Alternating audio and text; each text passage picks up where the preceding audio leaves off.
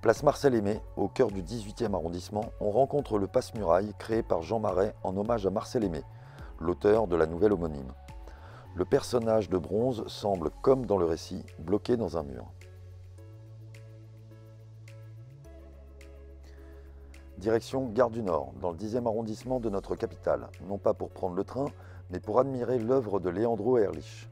Depuis 2015, cet immeuble de presque 7 mètres de haut semble fondre sur le parvis de la gare. Un objectif, sensibiliser la population au réchauffement climatique et l'héritage légué aux futures générations. Bienvenue à Pigalle, célèbre quartier parisien. Mais ce n'est pas pour son moulin que nous sommes là aujourd'hui, mais bien pour un lieu tout aussi coloré.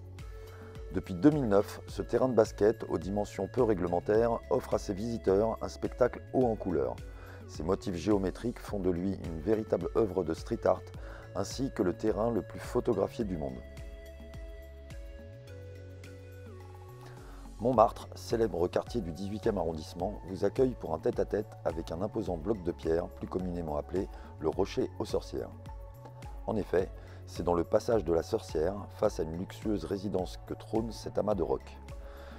Différentes légendes s'y rapportent, météorites, anciennes fontaines ou outils magiques, à vous de choisir.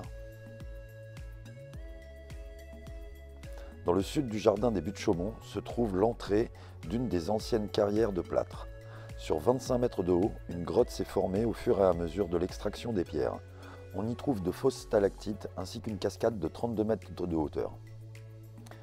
À voir aussi dans le parc des Buttes-Chaumont, le lac, son île, ses ponts et son temple de la Sibylle. Nous voici devant la célèbre cathédrale de Notre-Dame. Vous trouverez sur son parvis une rose des vents gravée dans le bronze et cerclée de pierres.